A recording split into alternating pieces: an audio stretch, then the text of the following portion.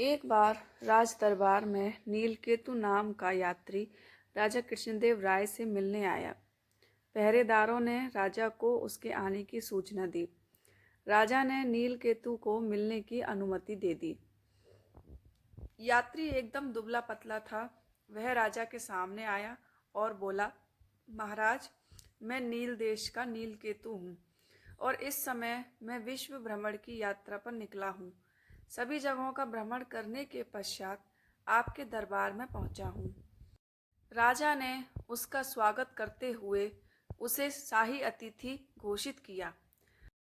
राजा से मिले सम्मान से खुश होकर वह बोला, महाराज, मैं उस जगह को जानता हूँ जहाँ पर खूब सुंदर सुंदर परियां रहती हैं।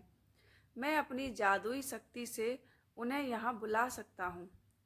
नीलकेतु की बात सुन राजा खुश होकर बोले, इसके लिए मुझे क्या करना चाहिए? उसने राजा कृष्णदेव को रात्रि में तालाब के पास आने के लिए कहा और बोला कि उस जगह मैं परियों को नृत्य के लिए बुला भी सकता हूँ। नीलकेतु की बात मानकर राजा रात्रि में घोड़े पर बैठकर तालाब की ओर निकल गए। तालाब के किनारे पहुँचने पर पुराने किले के पास नीलकेतु ने राजा कृष्णदेव का स्वागत किया और बोला, महाराज, मैंने सारी व्यवस्था कर दी है। वह सब परियां किले के अंदर हैं। राजा अपने घोड़े से उतर नीलकेतु के साथ अंदर जाने लगे। उसी समय राजा को शोर सुनाई दिया। देखा तो राजा की सेना ने नीलकेतु को पकड़कर बांध दिया था। यह सब देख राजा ने पूछा, यह क्या हो रहा है?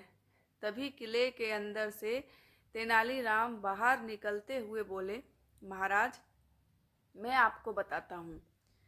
तेनालीराम ने राजा को बताया, यह नीलकेतु एक रक्षा मंत्री है और महाराज, किले के अंदर कुछ भी नहीं है। यह नीलकेतु तो आपको जान से मारने की तैयारी कर रहा है।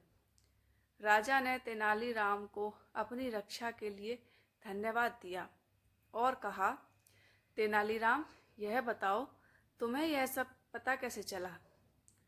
तेनालीराम ने राजा को सच्चाई बताते हुए कहा, महाराज, आपके दरबार में जब नीलकेतु आया था तभी मैं समझ गया था। फिर मैंने अपने साथियों से इसका पीछा करने को कहा था, जहाँ पर नीलकेतु आपको मारने की योजना बना रहा था। तेनालीराम की समझदारी पर राजा कृष्णदेव ने खुश होकर उन्हें धन्यवाद दिया।